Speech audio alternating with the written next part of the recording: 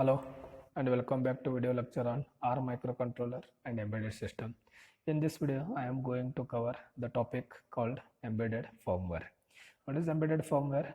Firmware is nothing but the software which is used in the embedded system for its proper functioning. It refers to either a control program, control algorithm, or a program or the configuration setting that is dumped into the program memory of an embedded system. It is unavoidable part of the embedded system. There are various methods for developing this embedded firmware. There we can write the program in high level languages called embedded C or embedded C++ using an IDE, that is integrated development environment. This is software which is having editor to write the program, compiler to convert the program into machine code, linker to link the different object files, debugger to check the errors and warnings, then simulator to check the output.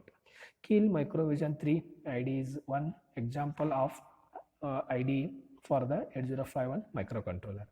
The second way of developing embedded firmware is writing the program in assembly language using the instructions.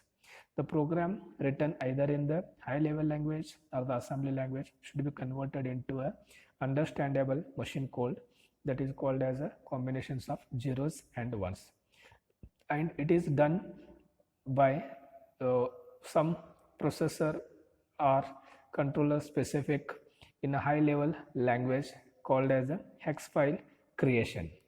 Whereas if a program is written in embedded C or C++, then cross compilers are used for this purpose. If the program is written in assembly language, then it utilizes utilities supplied by the processor or controller to convert the source code into hex file. It is strongly recommended to use high level language because of the features, that is writing codes in high level language is easy, highly portable, and we can use the same code to run on different processor or controller with a little or less modification, and it is not a developer dependent, and it is very easy to debug. Whereas assembly language is tedious, time consuming, where developer needs to know all the instruction sets, writes the program according to his or her view and taste, that is writing a method or functionality which can be achieved through a single instruction as an experienced person's point of view by 2 or 3 instruction in his or her own style. That is, it's highly dependent on the developer. It is very difficult for a second person to understand. There are two types of control algorithm design. One is the infinite loop, or it is also called as a super loop, where the control flows from top of the program to the bottom of the program, and it goes back to the top of the program again. That is a conventional procedure. Whereas second type is that splitting the functions to be executed into tasks and running these tasks using a scheduler, that is a part of general purpose or real-time embedded system. It is used in the embedded system. Other system components, these are the components or circuits or integrated circuits necessary for the proper functioning of the embedded system. For example, reset circuit, watchdog dimer circuit, brownout protection circuit, all those things. Some processor or controllers will have these components integrated on a single chip, whereas others do not contain built-in. We have to connect them external to that. First type of this system components are reset circuit. This reset circuit is used to ensure that device is not operating at a voltage level where the device is not guaranteed to operate. It brings the internal registers and different hardware systems to a known state and start the firmware execution from the reset vector. The vector address 0000 is selected, and it can be relocated to any address supporting the bootloader. This signal can be either active high, in the sense it will be activated whenever it is made high, or active low, it is activated whenever it is value low. This reset pulse should be of enough wide to give the time for the clock oscillator.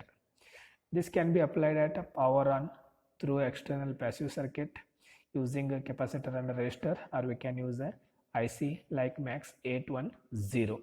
Some processor or controllers have built-in reset circuitry, and they don't require external reset circuitry. Figure illustrates the two types of reset circuit, or you can say reset pulse one active high and another an active low. The reset pulse width can be adjusted by varying the values of resistor R and capacitor C. See the difference between active high and active low reset pulse. Both have resistor and capacitor only in the opposite places. Next type of circuit is brownout circuit. This prevents the processor or controller from unexpected program execution behavior whenever the power supply to it falls below a specified voltage. It is essential for battery operated devices which are having greater chance for the battery voltage to drop below the required threshold, where processor behavior may not be predictable, which leads to the situation like data corruption. It holds the processor or controller in the reset state when the operating voltage falls below the threshold until it rises above the threshold voltage. Some systems contain built-in brownout protection circuit which monitor the supply voltage internally. If they do not integrate a built-in brownout protection circuit, the same can be implemented by connecting that externally to it using the passive components or supervisor ICs. Figure illustrate one example of brownout circuit where Zener diode and transistor are used with the active low reset. Zener diode and transistor act as the heart of the circuit. Transistor conducts when the supply voltage VCC is greater than that of the sum of the VBE and VZ, and it stops conducting when the supply voltage is smaller than sum of these two, that is VBA and VZ. The values of R1, R2 and R3 resistors can be selected based upon the electrical characteristics of the transistor, that is maximum current and voltage ratings. Microprocessor supervisor IC like DS1232 from the Dallas Maxim company is an example of brownout protection circuit. Then we have oscillator circuit. A microprocessor or controller is made up of digital combinational sequential circuits, and the instruction execution of these occur in synchronous with the clock signal.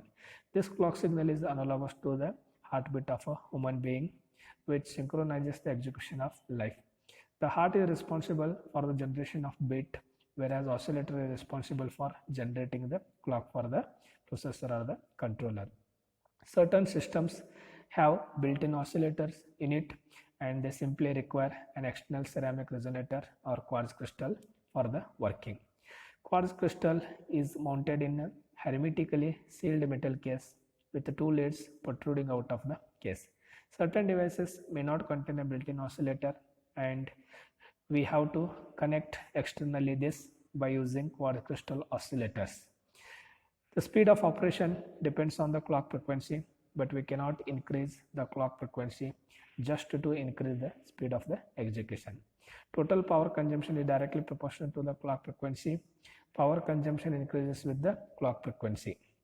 Accuracy of the program execution depends upon the accuracy of the clock signal, and it is given in terms of plus or minus ppm, where ppm stands for parts per million. Figure illustrates quartz crystal or ceramic resonator crystal and external oscillator for the generation of clock pulses. The next we have is a real-time clock, that is RTC, responsible for keeping track of time, that is current time in terms of hours, minutes, seconds in 12-hour format or 24-hour format, date, month, year, day of week, etc.